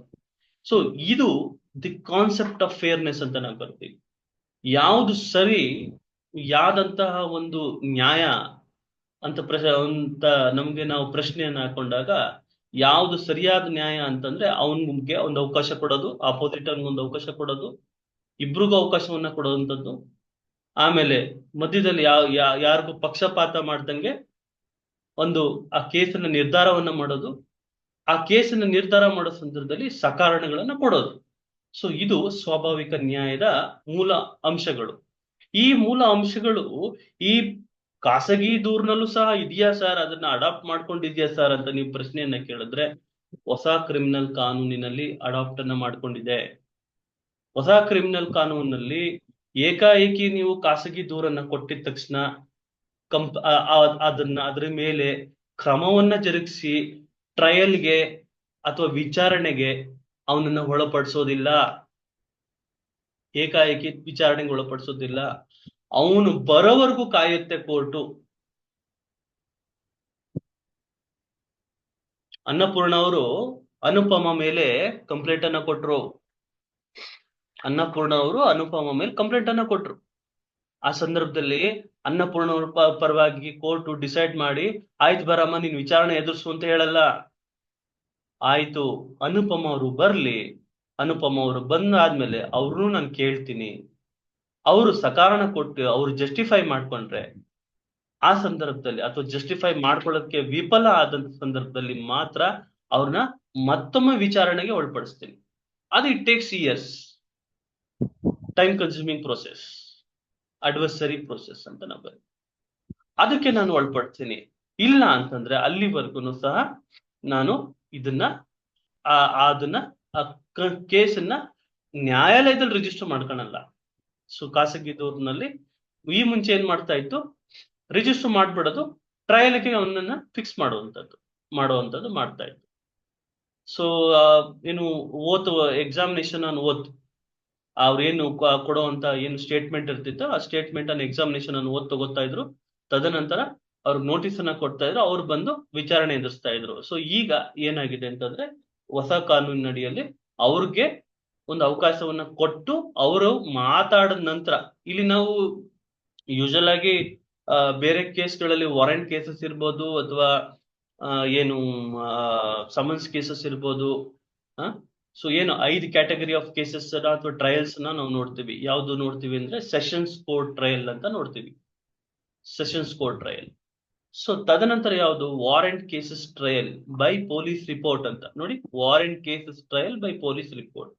How many trials are there in the criminal justice system ಅಂತ ನೀವು ಪ್ರಶ್ನೆಯನ್ನ ಕೇಳಿದ್ರೆ, there are 5 types of trial which we can see in the criminal justice system ಅಂತ. ವಾಟ್ ಆರ್ ದೋಸ್ ಅಂತ ಕೇಳಿದ್ರೆ, ಸೆಷನ್ಸ್ ಕೇಸ್ ಟ್ರಯಲ್. ಎರಡನೇದು ಯಾವುದು ಅಂತಂದ್ರೆ warrant case trial by the police report. Warrant case trial by the private complaint R the complaint otherwise ಅಂತ ನಾವು ಕರಿತೀವಿ. ಆಯ್ತಾ? ಸೊ ಮೂರನೇದು. ಇನ್ನೊಂದು ಯಾವುದು, ಸಮನ್ಸ್ ಟ್ರಯಲ್ ನೋಡಿ, ಸಮನ್ಸ್ ಟ್ರಯಲ್. ಕೊನೆಯದಾಗಿ ಸಮ್ಮರಿ ಟ್ರಯಲ್. ಸೊ ಈ ಟ್ರಯಲ್, ಇಷ್ಟು 5 ತರ ಟ್ರಯಲ್ಗಳಿದ್ದಾವೆ. ಈ ಟ್ರಯಲ್ಗಳನ್ನ ಒಳಪಡಿಸುವಂತ ಸಂದರ್ಭದಲ್ಲಿ ಈ ಖಾಸಗಿ ದೂರನ್ನು ಸಹ ಈ ಮುಂಚೆ ಅವನಿಗೆ ಟ್ರಯಲ್ಗೆ ಒಳಪಡಿಸ್ಬಿಡೋದು, ಅಥವಾ ಯಾವುದೇ ನೀವು ಒಂದು ಈ ಸೆಷನ್ಸ್ ಕೋರ್ಟ್ ಟ್ರಯಲ್ ಅನ್ನೋ ಸಂದರ್ಭದಲ್ಲಿ ಕೇಸನ್ನ ರಿಜಿಸ್ಟರ್ ಮಾಡಾದ್ಮೇಲೆ ಅವನಿಗೊಂದು ಅವಕಾಶವನ್ನ ಕೊಡ್ತಾರೆ, ಹಿಯರ್ ಬಿಫೋರ್ ಚಾರ್ಜ್ ಅಂತ, HBC ಅಂತ ಹೇಳಿ. ಹಂಗೆ ಚಾರ್ಜ್ ಮಾಡಕ್ಕೆ ನಿನ್ ಮೇಲೆ ಒಂದು ಆರೋಪ ನಾನು ಒಂದು ಪೊಲೀಸ್ನವ್ರು ಹಾಕಿದ್ದಾರೆ ಚಾರ್ಜ್ ಶೀಟ್. ಆಯ್ತಾ? ಪೊಲೀಸ್ನವರು ಒಂದು ಆರೋಪ ಪಟ್ಟಿ ಹಾಕಿದ್ದಾರೆ. ಪೊಲೀಸ್ನವರು though they are law enforcement agency, but they actually not a legal expert ಅಂತ. Police officials are not legally expert. They may or may not be. They may or may not be a legal experts. Experts ಅಲ್ಲ. The court is the expert. The court is the legal expert, where the court will frames the charge. The court will frames the charge. Court ಒಂದು ಆರೋಪವನ್ನು ಮಾಡುತ್ತೆ, court ಒಂದು ಆರೋಪ ಪಟ್ಟಿಯನ್ನ ಮಾಡ್ತದೆ. ಆ ಸಂದರ್ಭದಲ್ಲಿ ಈ ಮುಂಚೆ ಅವನಿಗೊಂದು ಅವಕಾಶವನ್ನ ಕೊಡುತ್ತೆ ಇಯರ್ ಬಿಫೋರ್ ಚಾರ್ಜ್ ಅಲ್ಲಿ ಅವನು ಬಂದು ಡಿಸ್ಚಾರ್ಜ್ ಅಪ್ಲಿಕೇಶನ್ ಹಾಕೊಂಡು, ಇಲ್ಲ ಸ್ವಾಮಿ ನನ್ನನ್ನ ಈ ತರ ಫಾಲ್ಸ್ ಆಗಿ ಇಂಪ್ಲಿಕೇಟ್ ಮಾಡಿದ್ದಾರೆ, ಫಾಲ್ಸ್ಲಿ ಫಾಯಿಸ್ಟ್ ಮಾಡಿದ್ದಾರೆ, ನನ್ನನ್ನ ಫಾಲ್ಸ್ಲಿ ಇಂಪ್ಲಿಕೇಟ್ ಮಾಡಿದ್ದಾರೆ, they have falsely foisted in this ಕೇಸಲ್ಲಿ ಶಿಕ್ಷಿದ್ದಾರೆ ನನ್ನ ಅಂತ ಹೇಳಿ ಅವನು ಸಮಂಜಸವಾಗಿ ಉತ್ತರವನ್ನ ಕೊಟ್ಟಂತ ಸಂದರ್ಭದಲ್ಲಿ ಪ್ರೈಮ ಫೇಸೆ ಇರ್ಲಿಲ್ಲ, ಆ ಸ್ಥಳದಲ್ಲಿ ಅವನು ಇರ್ಲಿಲ್ಲ, ಅದಕ್ಕೂ ಇದಕ್ಕೂ ಸಂಬಂಧನೇ ಇಲ್ಲ ಅನ್ನೋ ನಿಟ್ಟಿನಲ್ಲಿ ಕೋರ್ಟ್ ಗಮನಕ್ಕೆ ಬಂದಂತ ಸಂದರ್ಭ ಅವನು ಡಿಸ್ಚಾರ್ಜ್ ಮಾಡೋದು. ಅದೇ ರೀತಿಯಾಗಿ ಪ್ರೈವೇಟ್ ಕಂಪ್ಲೇಂಟ್ ಅಲ್ಲೂ ಸಹ ಅವನಿಗೆ ಒಂದು ಅವಕಾಶವನ್ನ ಮುಕ್ತವಾಗಿ ಕೊಟ್ಬಿಡುವಂಥದ್ದು. ಯಾಕೆ ಅಂತ ಅವನು ಸಮಯವನ್ನ ಕಾಪಾಡ್ಕೋಬೇಕಾಗುತ್ತೆ. ಸಮಯ ಅನ್ನೋದು ತುಂಬಾ ಇಂಪಾರ್ಟೆಂಟ್ ಇವತ್ತಿನ ಕಾಲಕ್ಕೆ. ಯಾವುದೋ ಒಂದು ಕಂಪನಿ ಬಿಸ್ನೆಸ್ ಮಾಡ್ತಾ ಇರ್ತಾರೆ, ಪಾರ್ಟ್ನರ್ಶಿಪ್ ಅಲ್ಲಿ ಕೆಲಸವನ್ನು ಮಾಡ್ತಾ ಇರ್ತಾರೆ, ಯಾವುದೋ ಒಂದು ವಿಚಾರದಲ್ಲಿ ಮನಸ್ತಾಪ ಬಂತು, ಹೋಗ್ ಪ್ರೈವೇಟ್ ಕಂಪ್ಲೇಂಟ್ ಕೊಟ್ಟಿದ ತಕ್ಷಣ ತೊಂದರೆ ಆಗ್ಬಿಡ್ತಿತ್ತು. ಸೊ ಅದನ್ನೆಲ್ಲ ತಪ್ಪಿಸ್ಬೇಕು ಅನ್ನೋ ನಿಟ್ಟಿನಲ್ಲಿ ಇವತ್ತೇನ್ ನಡೀತಾ ಇದೆ ಅಂತಂದ್ರೆ, ಇವತ್ತು ಹೊಸ ಕಾನೂನಿನ ಅಡಿಯಲ್ಲಿ ಈ ಒಂದು ಪ್ರಾವಿಷನ್ಸ್ ಅನ್ನ ಮೆನ್ಷನ್ ಮಾಡಿದ್ದಾರೆ. ಏನು ಅಂತಂದ್ರೆ, ಅವರು ಅಪೋಸಿಟ್ ಪಾರ್ಟಿನವರು ಬಂದು ಹಿಯರಿಂಗ್ ಅನ್ನ ಮಾಡಬೇಕು. ಸೊ ಈ ನಿಟ್ಟಿನಲ್ಲಿ ಬಸವನಗೌಡ ಪಾಟೀಲ್ ವರ್ಸಸ್ ಏನು ಇತ್ತೀಚೆಗೆ ಒಂದು ಹೈಕೋರ್ಟ್ ನಲ್ಲಿ ಒಂದು ಜಡ್ಜ್ಮೆಂಟ್ ಆಗಿದೆ. ಸೊ ಅದರಲ್ಲಿ ಈ ಒಂದು ಬಸವನಗೌಡ ಪಾಟೀಲ್ ಅನ್ನೋ ಕೇಸಲ್ಲಿ ಹೈಕೋರ್ಟ್ ನಲ್ಲಿ ಖಾಸಗಿ ದೂರನ್ನ ಕೊಡೋ ಅಂತ ಸಂದರ್ಭದಲ್ಲಿ ಏನು ಪ್ರೊಸೀಜರ್ ಅನ್ನ ಫಾಲೋ ಮಾಡ್ಬೇಕು ಅಂತಂದ್ರೆ, ಮೊದಲು ಯಾರು ಕಂಪ್ಲೇನೆಂಟ್ ಇರ್ತಾನೆ ಅವನು ಬಂದು ಎಕ್ಸಾಮಿನೇಷನ್ ಆನ್ ಓತ್ ಅವನು ಸ್ಟೇಟ್ಮೆಂಟ್ ಅನ್ನ ರೆಕಾರ್ಡ್ ಮಾಡ್ಬೇಕಾಗ್ತದೆ. ತದನಂತರ ರೆಕಾರ್ಡ್ ಮಾಡಿ ಆಮೇಲೆ ನೋಟಿಸ್ ಅನ್ನ ಇಶ್ಯೂ ಮಾಡಬೇಕು. ಸೊ ಯಾವುದೇ ರೀತಿಯಾದಂತಹ ರೆಕಾರ್ಡ್ ಅನ್ನ ಮಾಡದಲ್ಲಿ ಕಂಪ್ಲೇಂಟ್ ತಂದಿದ ತಕ್ಷಣನೇ ಇಮಿಡಿಯೇಟ್ ಆಗಿ ನೋಟಿಸ್ ಇಶ್ಯೂ ಮಾಡಿದ್ರೆ ಅದು ಕಾನೂನಿನ ಒಂದು ವಿರುದ್ಧವಾಗಿರುತ್ತೆ. Procedure, it is not the procedure explained under the law. What is the procedure explained under the law is, whenever there is a complaint made by a complainant, then that complaint should be examined under oath, and thereafter examining under oath the notice has to be served, or the summons has to be served to the other party. Even after summoning the other party to the court, the party when comes and he will give an opportunity, you will be given an opportunity. In that opportunity, if he defends the case, if he disproves the allegation, if he failed to disprove the allegation, then the court has to take the cognizance of that. So this is the actual and the present position of the private complaints. So idu private complaint ಆಗುತ್ತೆ. PCR ಅಂತಂದ್ರೆ private complaint report ಅಂತ ಹೇಳ್ತಾರೆ. NCR ಅಂತಂದ್ರೆ ನಾನ್ cognisable report ಅಂತ ಹೇಳಿ, cognisable report ಇದ್ರೆ FIR ಅನ್ನ ಮಾಡ್ತಾ ಇದ್ರು. So this is the status of private complaint. So regarding with the provisions, ಇವತ್ತು ಏನು ಪ್ರಾವಿಷನ್ಸ್ ಅಂತ ಬಂದಾಗ ಏನು ಸೆಕ್ಷನ್ 2 ಕ್ಲಾಸ್ H ಕಂಪ್ಲೇಂಟ್ ಬಗ್ಗೆ ಹೇಳುತ್ತೆ. Any allegation made orally or in writing to a magistrate with a view to his taking action under the Sanhita, that some person, whether known or unknown, has committed an offense but does not include a police report. Police report is not a complaint. Sorry? Police report is not a complaint. So complaint means a statement made orally or in writing to a magistrate with a view to take action under this Sanhita, that some person or any person, known person or unknown person, has committed an offense. So here offense, what offense is been stated, offense ಅಂತಂದ್ರೆ ಏನು ಅಂತ ನೀವು ಪ್ರಶ್ನೆಯನ್ನ ಕೇಳಿದ್ರೆ, so here offense means any act or omission made punishable by any law for the time being in force, and includes any act in respect of which a complaint may be made under section 20 of the Cattle Trespass Act ಅಂತ ಇದೆ. ಆಯ್ತಾ? So offence ಅಂತಂದ್ರೆ act ಆಗಿರ್ಬೋದು ಅಥವಾ omission which made punishable under the act. ಭಾರತೀಯ ನ್ಯಾಯ ಸಂಹಿತಾ ಅಡಿಯಲ್ಲಿ ಯಾವ್ದಾದ್ರೂ ಒಂದು ಕಾನೂನು ಈ ರೀತಿಯಾಗಿ ನೀನು ಮಾಡಿದ್ರೆ ತಪ್ಪು ಅಥವಾ ಈ ರೀತಿಯಾಗಿ ನೀನು ಮಾಡದಲೇ ಇದ್ರೆ ತಪ್ಪು ಅಂತ ಏನಾದ್ರು ಉಲ್ಲೇಖ ಆಗಿದ್ರೆ ಅಂತ ಸಂದರ್ಭದಲ್ಲಿ ಮಾತ್ರ ಅಫೆನ್ಸ್, ಇಲ್ಲ ಅಂದ್ರೆ ಅಫೆನ್ಸ್ ಅಲ್ಲ ಆಯ್ತಾ. ಸೊ ಅಫೆನ್ಸ್, ಅದು ಅಫೆನ್ಸ್ ಮಾಡಿದ್ದಾನೆ ಅಂತ ಓರಲ್ ಆಗಿ ಕೊಡೋದು, ರೈಟಿಂಗ್ ಅಲ್ಲಿ ಕೊಡೋದು. ಸೊ ಇದು ನಾವು ನೋಡ್ತೀವಿ ಇಲ್ಲಿ. Regarding with the private complaint complaints to magistrate ಅಂತ ಹೇಳಿ ಚಾಪ್ಟರ್ 16 ಅಡಿಯಲ್ಲಿ, ಚಾಪ್ಟರ್ 16 ಆಫ್ ದಿ ಭಾರತೀಯ ನಾಗರಿಕ ಸುರಕ್ಷಾ ಸಂಹಿತ 2023 ಅಡಿಯಲ್ಲಿ section 223 of the BNSS explains about examination of complainant ಅಂತ ಇದೆ. ಅಲ್ಲಿ ಸೆಕ್ಷನ್ 223 ಅಲ್ಲಿ ಹೇಳುತ್ತೆ, ಏನಂತ ಹೇಳುತ್ತೆ, ಸೆಕ್ಷನ್ 223 ಕ್ಲಾಸ್ 1 ಅಂಡ್ ಕ್ಲಾಸ್ 2 ಅಂತ ಇದೆ.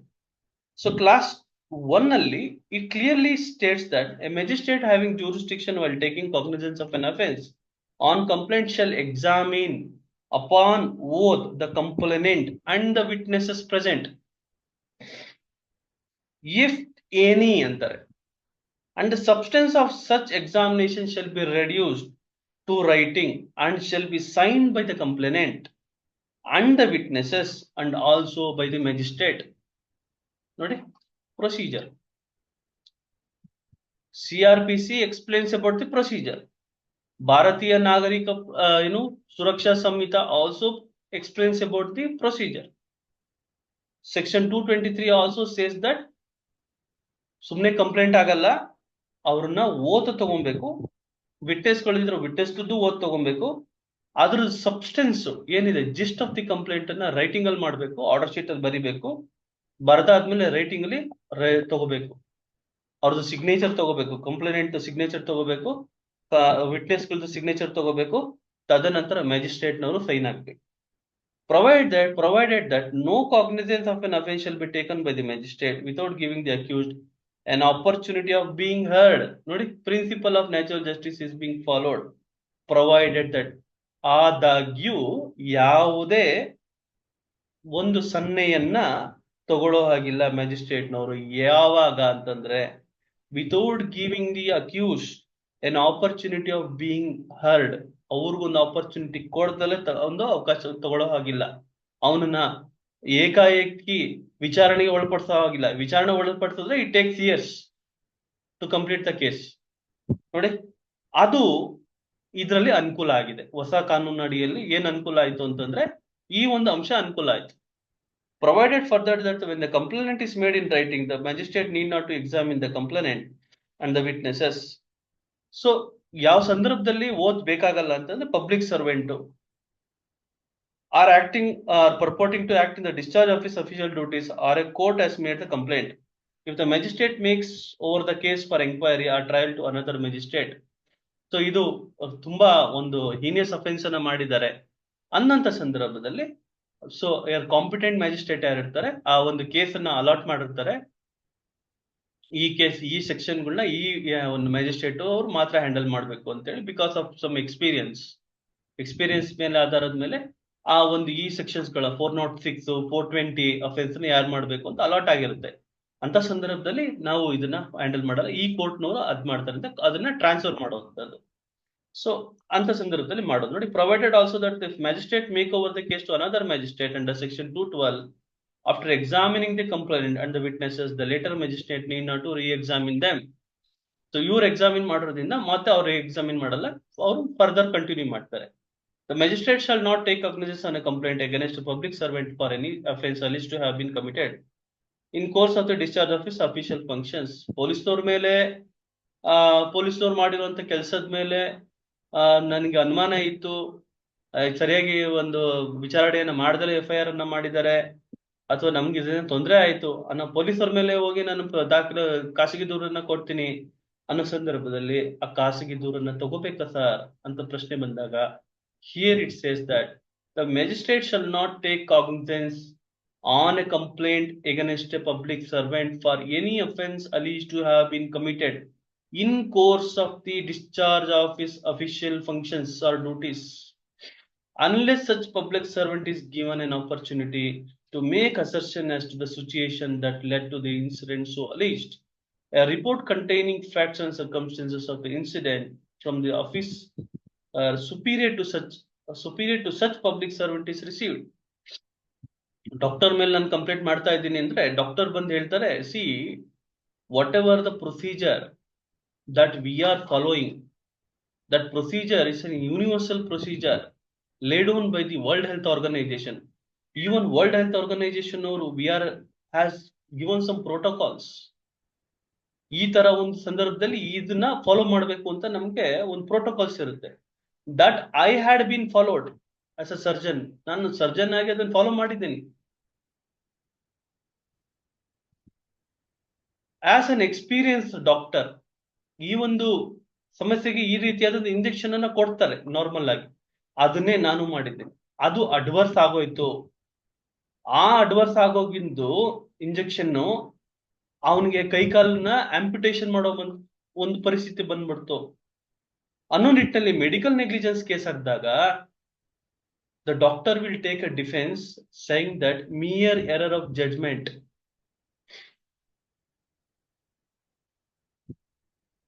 I had discharged the duty with the bona fide intention.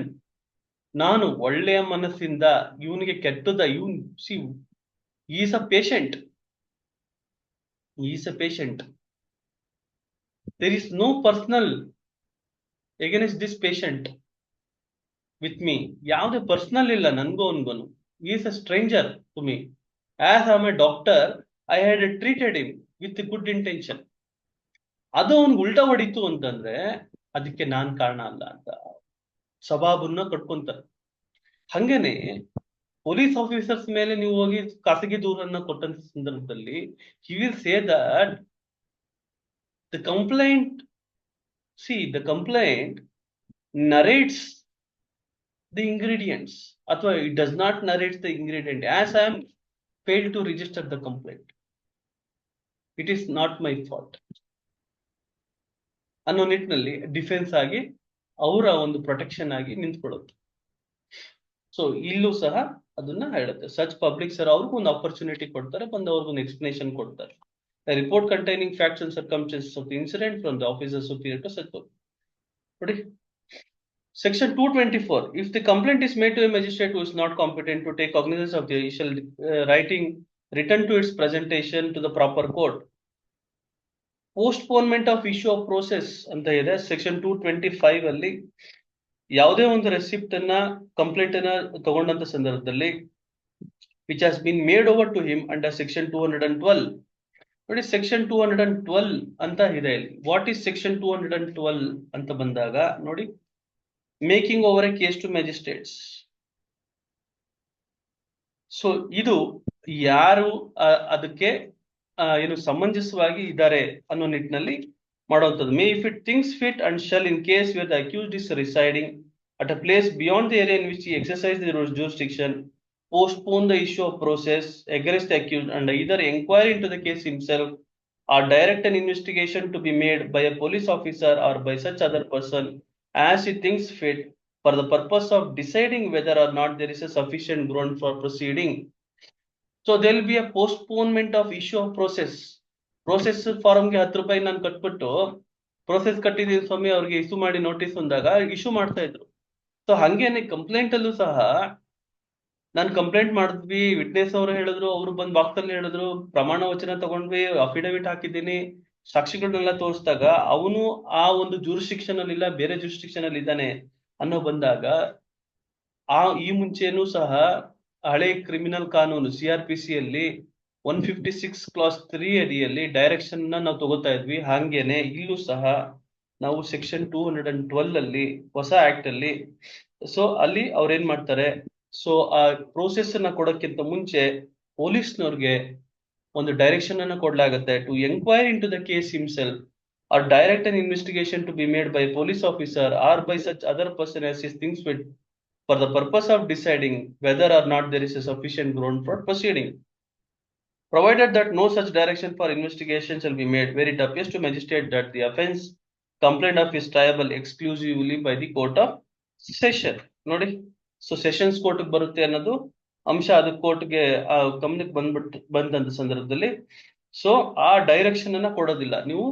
So ನೋಡಿ, provided that no such direction for investigation shall be made where it appears to the magistrate that the offence complaint of is triable exclusively by the court of session. Session court ಅಲ್ಲಿ ಇದನ್ನ ನಿರ್ಧರಿಸಬೇಕು ಅಂತ ಗೊತ್ತಾದ್ರೆ ಅಂತ ಸಂದರ್ಭದಲ್ಲಿ direction ಕೊಡಲ್ಲ, ನೀವು session ಕೋರ್ಟ್ಗೆ ಅಪ್ರೋಚ್ ಮಾಡಿ ಅಂತ ಹೇಳ್ಬಿಟ್ಟು ಟ್ರಾನ್ಸ್ಫರ್ ಮಾಡ್ತಾರೆ. The complaint has not been made by a court unless the complainant and the witnesses present has been examined on oath under section 223. ನೋಡಿ, in an inquiry under subsection 1, the magistrate may, if things fit, take evidence of witnesses on oath. ಹೌದು ಇದು ಸತ್ಯ ಇರಂಗಿದೆ ಅನ್ನೋ ಮಟ್ಟದಲ್ಲಿ witness ತಗೊಂಡು that appears to the magistrate that the offense complaint is of tribal exclusive to the court of session, he shall call upon the complainant to produce all his witnesses and examine them on oath. ಆಮೇಲೆ so ಕಮಿಟಲ್ ಅಂತ ನಾವು ಕರಿತೀವಿ, case ಕಮಿಟಲ್ ಅಂತೇಳಿ. Magistrate ನವರು ಯಾವುದೇ ಒಂದು sessions court ಬರುವಂತಹದ್ದು case, sessions court ನಲ್ಲಿ ಈಗ ಟ್ರೈ ಮಾಡುವಂತ ಕೇಸ್ಗಳನ್ನ ಪ್ರಾರಂಭದ ಹಂತದಲ್ಲಿ, ಪ್ರಾಥಮಿಕ ಹಂತದಲ್ಲಿ ಮ್ಯಾಜಿಸ್ಟ್ರೇಟ್ ನವ್ರು ಏನ್ ಮಾಡ್ತಾರೆ, ಕಮಿಟಲ್ ಪ್ರೊಸೀಡಿಂಗ್ಸ್ ಅಂತ ಮಾಡ್ತಾರೆ. ಸೊ ಅದೇ ರೀತಿ ಇಲ್ಲೂ ಕಮಿಟಲ್ ಪ್ರೊಸೀಡಿಂಗ್ಸ್ ಮಾಡಿ ಸೆಷನ್ಸ್ ಕೋರ್ಟ್ಗೆ ರವಾನೆಯನ್ನ ಮಾಡ್ತಾರೆ. So if an investigation under subsection 1 is made by a person not being a police officer, he shall have for that investigation all the powers conferred by this Sanita or an officer in charge of a police station, except the power to arrest without warrant. And where if there is any special case, so there is a special person who is not being a police officer, but except the power of arrest, ಅವನಿಗೆ ಬೇರೆ ಎಲ್ಲ powers ಇರುತ್ತೆ, investigation ಮಾಡೋಕೆ ಇರುತ್ತೆ. So ತದನಂತರ ಅವನು ಬಂದ ಮೇಲೆ ಅವನ್ನ ಕೇಳಿ ಅದರಲ್ಲಿ ಸತ್ಯ ಇತ್ತು ಅಂತಂದ್ರೆ ಅದನ್ನ ಟ್ರಯಲ್ಗೆ ಒಳಪಡಿಸ್ತಾರೆ. ಇಲ್ಲ ಅಂತಂದ್ರೆ 226 of the BNSS ಅಡಿಯಲ್ಲಿ dismissal of complaint. If after considering the statements on oath of the complainant and of the witnesses and the result of the inquiry or investigation, if any under section 225, the magistrate is of opinion that there is no sufficient ground for proceeding, ಬೇರೆ ಏನು ಅದ್ರಲ್ಲಿ ಅಂಶ ಇಲ್ಲ, ದಮ್ ಇಲ್ಲ ಕೇಸಲ್ಲಿ proceed ಮಾಡಕ್ಕೆ, ingredients ಇಲ್ಲ, evidence ಇಲ್ಲ, he shall dismiss the complaint and in every such case he shall briefly record his reasons for so doing. Reasoned order ಮಾಡ್ಬೇಕಾಗತ್ತೆ. ಸೊ ಯಾವ ತರ ಸುಮ್ನೆ ಏನೋ ಕಾಟಾಚಾರಕ್ಕೆ ಒಂದು ಆರ್ಡರ್ ಮಾಡೋದಲ್ಲ, ರೀಸನ್ಡ್ ಆರ್ಡರ್ ಮಾಡ್ಬೇಕಾಗುತ್ತೆ. ಈಗ ಅದನ್ನ ಚಾಲೆಂಜ್ ಮಾಡ್ತಾನೆ ತಿರ್ಗ. So this is where the private complaint exist or lies ಅಂತ ಹೇಳಿ. ಸೊ ಇವತ್ತು ತಮ್ಗೆ ನಾನು ಈ ಒಂದು ಖಾಸಗಿ ದೂರಿನ ಬಗ್ಗೆ ಎಲ್ಲ ಒಂದು ವಿಚಾರವನ್ನ ಹೇಳಿದ್ದೀನಿ. ಖಾಸಗಿ ದೂರನ್ನ ಕೊಡೋಕ್ಕಿಂತ ಮುಂಚೆ ಪೊಲೀಸರು ಅಪ್ರೋಚ್ ಮಾಡಬೇಕು. ಅವ್ರನ್ನ ಅಪ್ರೋಚ್ ಮಾಡೋ ನಿಟ್ಟಿನಲ್ಲಿ ಒಂದು ಪೋಸ್ಟ್ ಅನ್ನ ಮಾಡ್ಬೇಕಾಗತ್ತೆ. ಹ್ಯಾಂಡಲ್ ಕೊಡ್ಬೋದು, ಇಲ್ಲಾಂದ್ರೆ ಪೋಸ್ಟ್ ಮುಖೇನೂ ಒಂದು ಕೊಡ್ಬೇಕಾಗತ್ತೆ ಕಂಪ್ಲೇಂಟ್ ಅನ್ನ ಇನ್ಸ್ಪೆಕ್ಟರ್, ಯಾರು ಜೂರಿಸ್ಡಿಕ್ಷನಲ್ ಇನ್ಸ್ಪೆಕ್ಟರ್ ಅಥವಾ ಜೂರಿಸ್ಡಿಕ್ಷನಲ್ ಪೊಲೀಸ್ ಇನ್ಸ್ಪೆಕ್ಟರ್ ಇರ್ತಾರೆ ಅವ್ರಿಗೆ ಒಂದು RPID ಮಾಡಬೇಕು. ತದನಂತರ ಡಿಸ್ಟಿಕ್ ಹೆಡ್ ಕ್ವಾರ್ಟರ್ಸ್ ಆದಂತ ಸಂದರ್ಭದಲ್ಲಿ SP ಇರ್ತಾರೆ, the head of the police force, ಅವ್ರು SP ಅವ್ರಿಗೆ ಒಂದು ಕೊಡ್ಬೇಕಾಗ್ತದೆ. ಆ ಎರಡಿಗೂ ಕೊಟ್ಟು ಅಕ್ನಾಲೇಜ್ಮೆಂಟ್ ಬರ್ತದೆ. Acknowledgement along with postal receipt ನ ಕೋರ್ಟ್ಗೆ as A proof of service, along with a complaint, along with an affidavit, supporting affidavit. Complaint plus affidavit plus postal receipt plus acknowledgement plus if there is any evidence, all togetherly ನೀವು ಹಾಕಿ section 223 ಅಡಿಯಲ್ಲಿ, ಈ ಮುಂಚೆ section 200 ಅಲ್ಲಿ ಆಗ್ತಾ ಇದ್ವಿ CRPC ಅಲ್ಲಿ, ಈಗ ಹೊಸ ಕಾನೂನು ಅಡಿಯಲ್ಲಿ BNS ಅಲ್ಲಿ 223 ಅಡಿಯಲ್ಲಿ ಹಾಕ್ತಿವಿ.